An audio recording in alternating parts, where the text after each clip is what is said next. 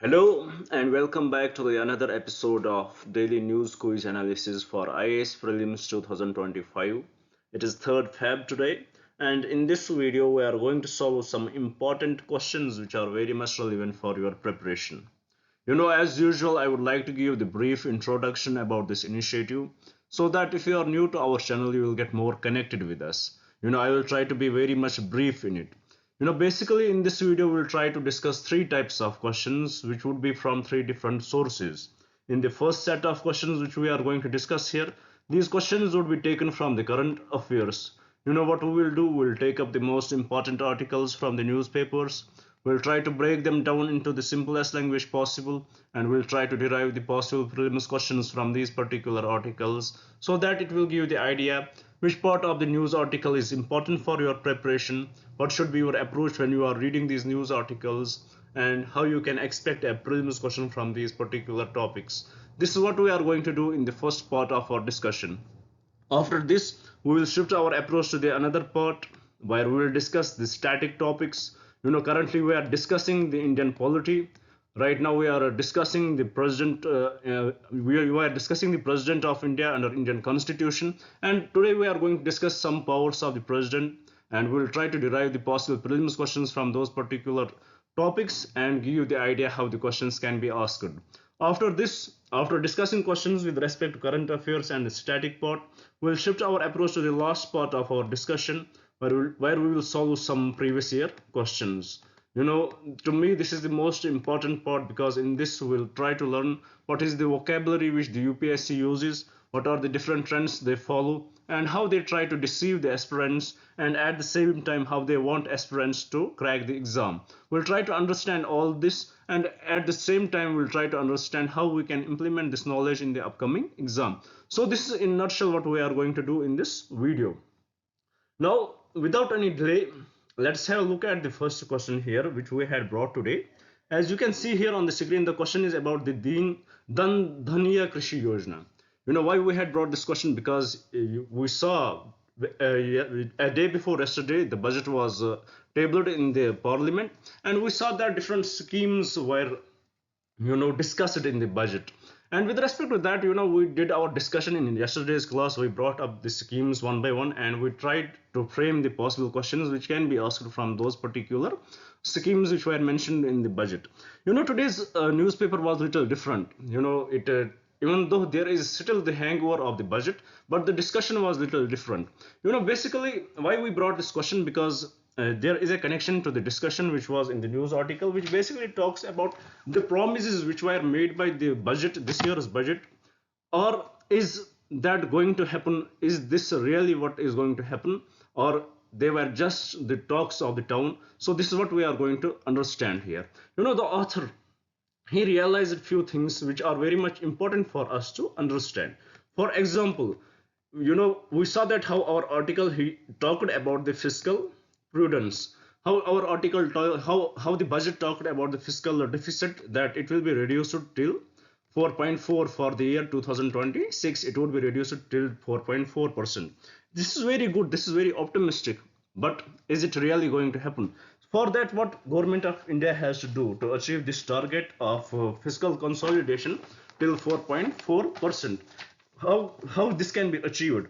To achieve this fiscal consolidation, the author here suggests that what government has to do and what government has promised through these schemes, is it really going to happen? This is what the author discusses. So for to achieve this 4.4, the fiscal consolidation, or we can say fiscal deficit, the government has to get the taxes.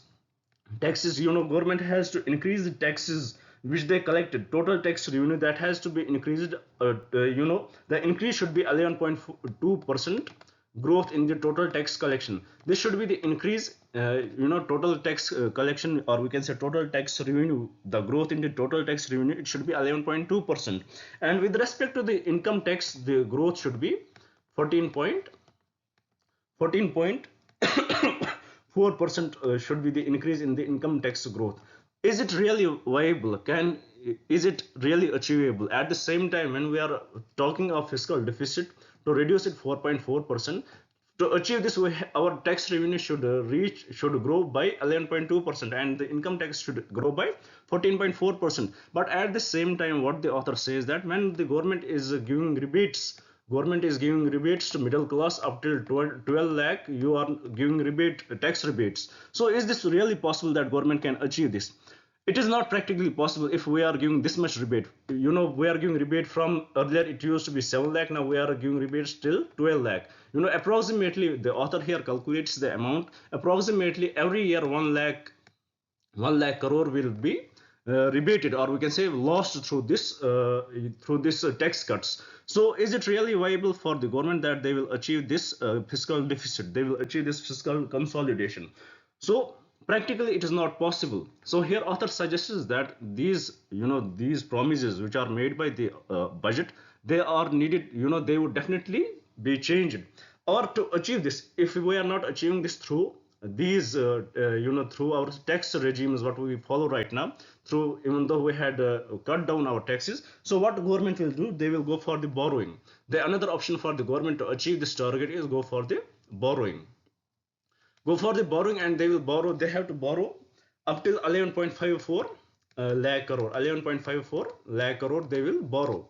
So when the government public public companies, or we can say when government will borrow this much amount of money, then what will happen to the private companies, where from they will borrow? So this is the whole discussion which talks about, even though the government has given us this optimistic realization of 4.4 fiscal consolidation, this is practically impossible, because our schemes which the government had brought in, the tax which the government has brought in, will not really favor our this initiative which we are trying to achieve, our this deficit which we are trying to achieve. It will not be in line with that. The second thing which the author here highlighted, that the personal income tax, personal tax, for example income tax rebates which they are giving, as we discussed here, the income tax rebate till 12 lakh per annum.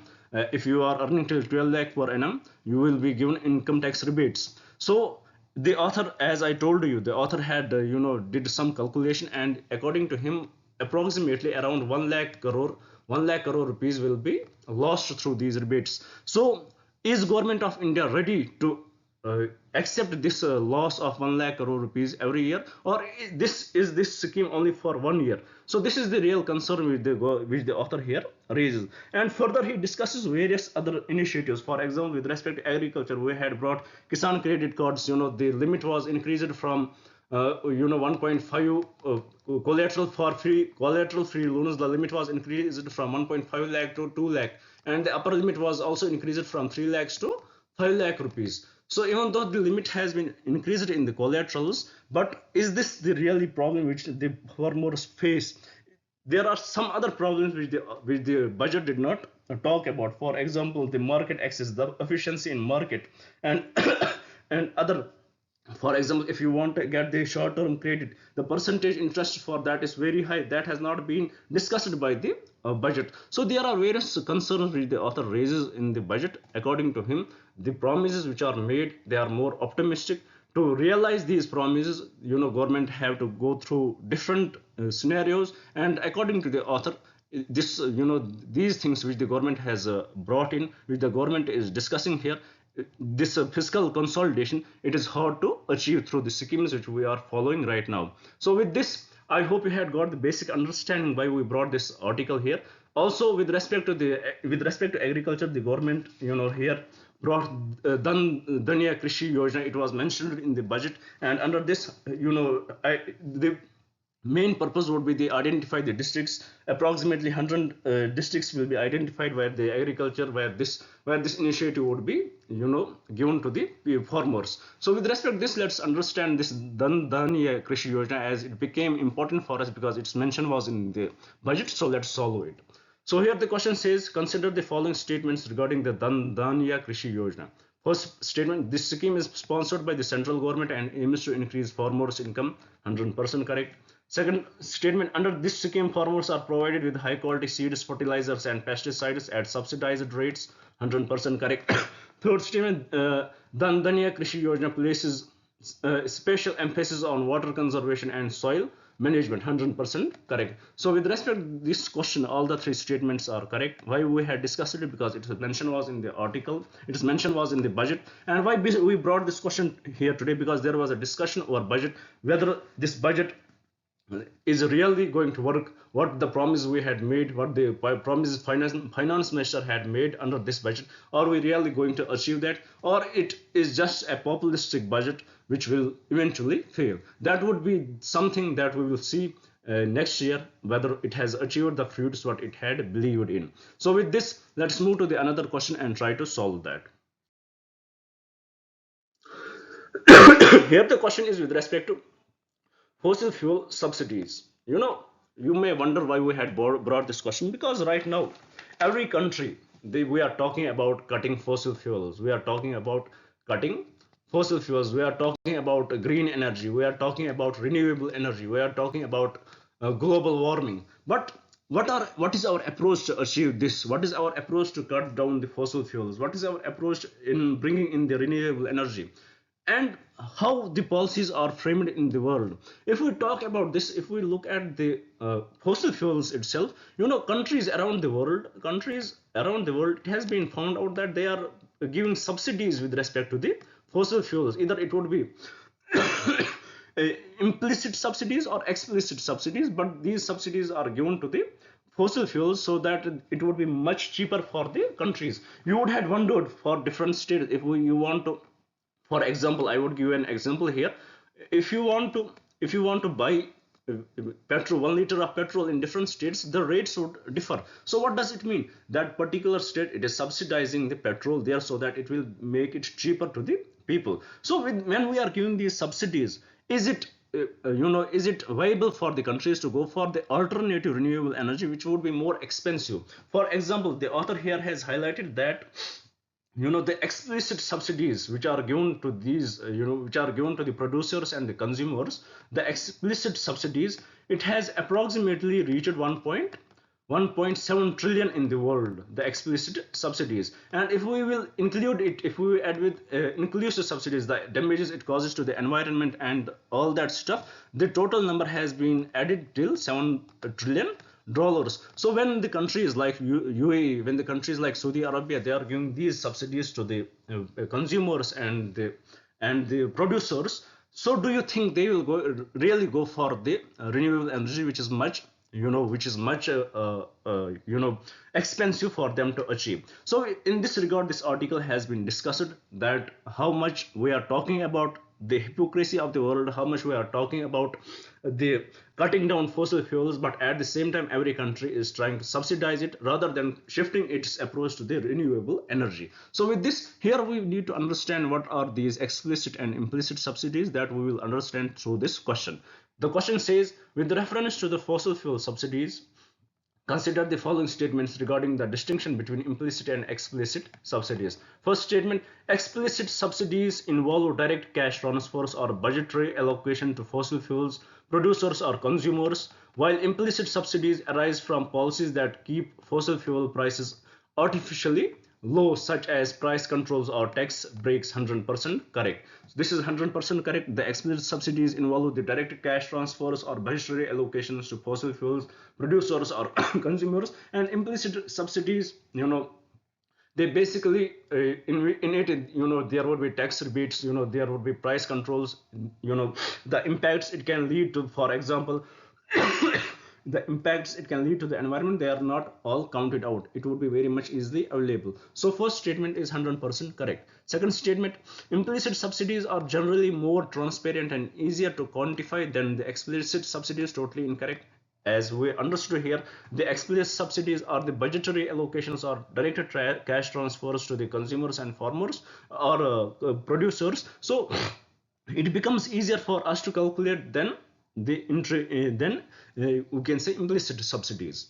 Third statement: the environment and social costs associated with both implicit and explicit fuel subsidies are similar, primarily due to their contribution to increased greenhouse gas emission and air pollution. Even though both of these lead to the environment costs, but there is slightly difference in that. In the implicit subsidies, they are much harmful as compared to the explicit subsidies. So this statement is incorrect. So with respect to this question, the correct statements would be statement 1 and statement 2 only. Statement 1 and statement 2 only. So with this, I hope you had understood the article, why we brought this question, and also the question itself. So with this, let's move to the another slide and see what we had brought on the next slide. Here the question is with respect to the ways through which a citizen can achieve a citizenship. For example, as you can see here, just solely and just sanguineous. So why we brought this question? Because there is a debate basically in US that Trump debate in US that Trump is going to end the citizenship. He is going to amend the citizenship law there, that the immigrants, or we can say the people who are going to US and they are reproducing their children, by the principle of just solely would get the citizenship of the US. So he is not very much fine with that, and he is going to change it. And he has given the orders with respect to that, but the Washington court has stayed it. So this is the whole news. But here, why we brought this question? Only to give you the explanation, to make you understand what is the difference between just solely and just sanguineous. Just sanguineous, it is more about the descent. If your parents are citizens of one country, then you will be the citizens of that country. In just solely, where you are born, irrespective of your parents' citizenship, you will be a citizen of that particular place. So let's understand this question through these concepts through this question in more detail. Here the first statement says, just solely grant citizenship based on the individual's place of birth. 100% correct, regardless of their parents. 100% correct. Parents' nationality. While just sanguineous grants citizenship based on descent from a citizen parent, regardless of the individual's place of birth. 100% correct. Even though if I am the citizen of India and I reproduce anywhere else in the world, my child will be the citizen of India under this just sanguineous. And under just solely, if I reproduce in USA, my child will get the citizen of USA, irrespective of whether I am the citizen of USA or not. So here the Donald Trump, what he has done, if the immigrants had not got the green card or the citizenship, then their child will not get the citizenship of US. This is what he is going to change. Second statement, countries that primarily follow just solely often have a more diverse population due to the ease of acquiring citizenship for these born within their borders. 100% correct. The USA has a diverse culture because everybody, it is easy for people to get the citizenship, for the younger generations, or you can say new births, to get the citizenship. So second statement is 100% correct. Third statement, just sanguineous can sometimes lead to statelessness of a person's parents. Person's parents are citizens of different countries that both adhere to just sanguineous but do not recognize each other's citizenship. 100% correct. So with respect to this question, all the three statements are correct, and the correct option for this question would be option D. With this, I hope you had understood the question, the concepts, the important concepts about the citizenship. Why we brought this? Because the discussion in the US, as they are going to end just solely, and the case, the stay in by the Washington Supreme Court, or we can say Washington Court. So with this, let's move to the another question and see what we had brought on another screen. Here the question is with respect to Mahatma Gandhi National Rural Employment Guarantee. Why we had brought this question? Because there was discussion over the Manrega. What was the discussion? That it what was believed under Manrega, that 100 guaranteed under the Manrega, there were guaranteed 100 days of wage employment in a financial year.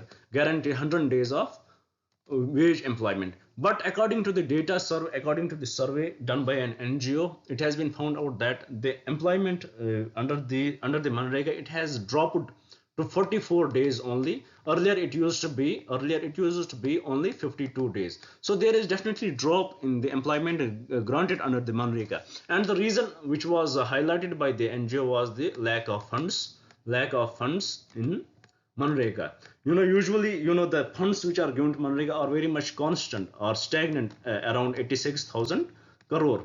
And it has been stagnant from many years now. The author here discusses that even though the amount has been stagnant, but it has not been adjusted with the inflation. So if we adjust it with the inflation, if we adjust this amount with the inflation and other things which are associated with Manrega, for example, for this year, 10,000 crore would be given to the work done by the people in the previous year. If we will adjust all that stuff, the budget which is allocated to Manrega comes down to 64,000 crore. So, or we can say 66,000 crore. So you can see only 66,000 crore is given to the Manrega, and because of this it is not able to achieve what it was promised for. So with this I hope you had understood the basic context of the question. Now let's solve the question here and get more idea about it. Here the question says, with reference to Mahatma Gandhi National Rural Employment Guarantee Act, Manrega, consider the following statement. First statement, Manrega guarantees 100 days of wage employment in a financial year to every rural household whose adult members are willing to do unskilled manual work. 100% correct. Second, the act mandates that at least 1/3 of the beneficiaries should be women. 100% correct. Third statement, Manrega focuses solely on individuals' assets for the beneficiaries, such as digging wells or constructing houses. Totally incorrect. So with respect to this question, the correct statement should be statement 1 and statement 2 only, and from the code given below, the correct code would be option B only. With this I hope you had understood the question, and let's move to the last question from the current affairs which we had brought today. Here the question is with respect to the small modular reactor, as why we discussed it, because the budget has allocated 20,000 crore for these small modular reactors. So it becomes important for us to understand, to have a proper understanding about the small modular reactors. Here the question says, with reference to small modular reactors, consider the following statements. First statement, SMRs are nuclear reactors that are smaller in size and capacity compared to the conventional nuclear power plants, offering potential advantage in terms of cost and construction time. 100% correct. This is what we discussed yesterday also. Second statement, a key advantage of SMRs is their inherent safety due to passive safety features, reducing the risk of meltdown and large scale radioactive release. 100% correct. Third statement, SMRs are primarily designed for electricity generation and cannot be used for other applications. Totally incorrect. It can be used for many applications. So this statement is incorrect. So with respect to this question, the correct statements are statement 1 and statement 2 only, and from the code given below, the correct code would be option A. And why we brought this question, because the author here discusses various drawbacks associated with the modular reactors. For example, it is in the experimental stage right now, and it will need huge funds. Are we ready to provide? Is our budget, is our government ready to provide the funds which it would require? Second thing which the author here suggests is that in this we use low grade uranium. And for that for that we need more fuel. Is government ready to provide all this stuff? This is the real question. These are few drawbacks associated with SMRs which are to be checked. So with this I hope you had understood every article which we discussed here with respect to current affairs. Now it is turn for the static portion. Let us discuss that. Let us see what we have brought with respect to this static topic today. Here on the screen we can see, basically we are right now discussing the office of the president. We are discussing the office of the president under Indian Constitution. We discussed various concepts related to the president. If we will recap those, we discussed the executive powers, we discussed the president and the Union Council of Ministers, we discussed the independence of the office, we discussed president's privileges, we discussed the succession successor to the president, we discussed oath of the president, we discussed impeachment, we discussed qualification, we discussed term of office, we discussed the electoral college for the president, we discussed election, we discussed everything related to president till now. Today we are going to discuss some judicial powers associated with the president, and that we can understand through this question. If we look at the judicial powers of the president, we need to know that he is the President of India. He appoints the Chief Justice of India and other judges for Supreme Court and High Court. So this is one of the judicial power he enjoys. Second, he removes the final removal of judges mentioned, which we mentioned, whom he appoints is within his control. He removes these judges once both the houses of the parliament pass the resolution. Once both houses of the parliament pass the resolution of the removal of the Supreme Court judge or the High Court judge, finally he removes them on the proven misbehavior or incapacity, if those judges have done any misbehavior or incapacity. Then also he may seek advisory opinion of the Supreme Court.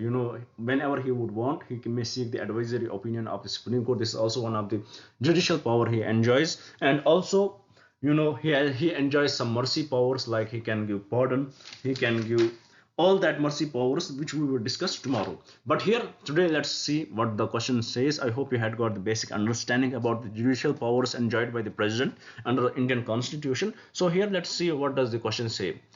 With reference to the judicial powers of the President of India, consider the following statements. First statement: the President appoints the Chief Justice of India and other judges of the Supreme Court and High Court. 100% correct. Second statement: the President can seek advisory opinions from the Supreme Court on any request of law or fact. 100% correct.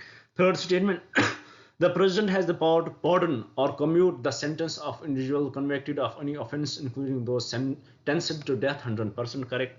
Fourth statement: the President can remove the judges of the Supreme Court and High Court on grounds of proven misbehavior or incapacity when it is passed by the both houses. 100% correct. So with respect to this question, all the four statements are correct, and from the code given below, the correct code would be option D. With this, I hope you had understood the static part also, the static concept which we discuss every day. Now let's move to the last part of our discussion, where we will solve a previous year question.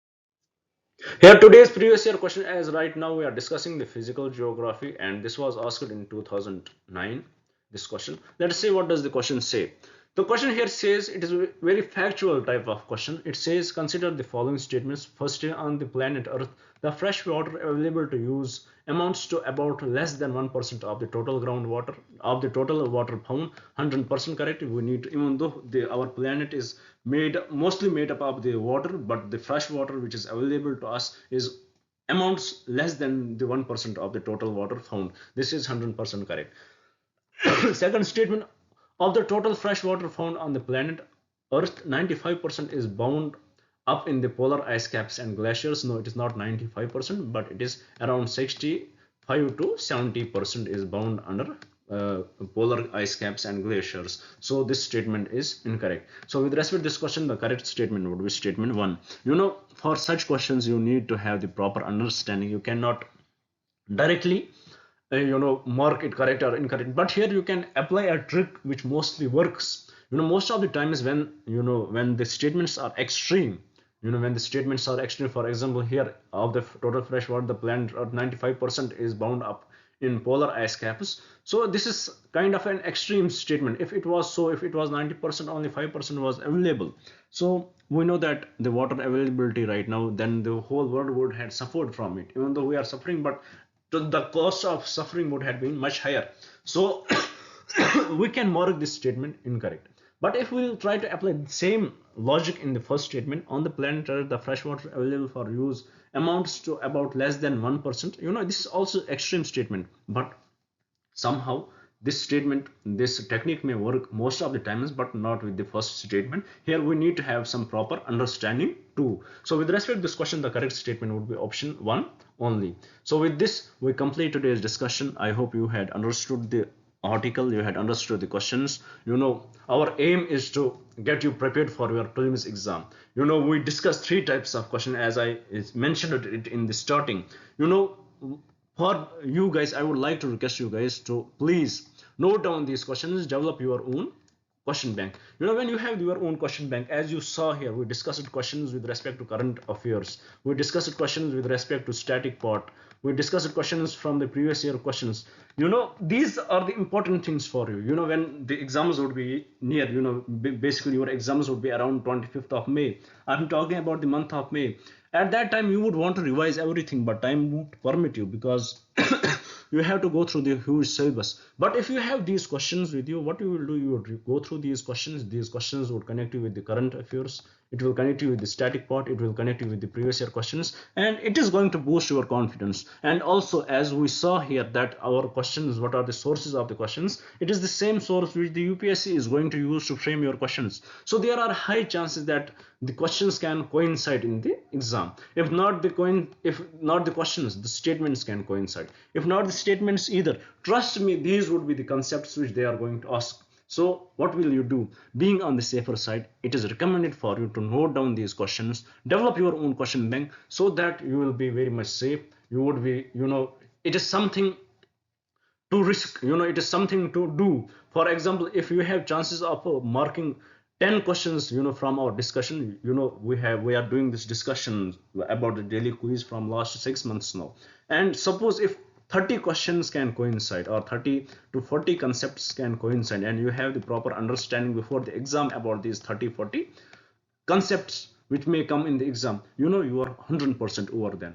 Mostly in the exam, whoever the aspirant may be, only he knows 30 to 35 questions. It is approximately he is confident about 30 to 35 questions. If you have the understanding of this much questions in the exam, you think you are 100% over. Then you apply the common sense for the rest of the questions, the different techniques through which you can qualify. So if you can get these questions, if these questions are easily available for you, why not try it? Why not note them down and prepare for the best? So with this, I would like to thank you guys for staying with me. Thank you very much and have a nice day, and bye.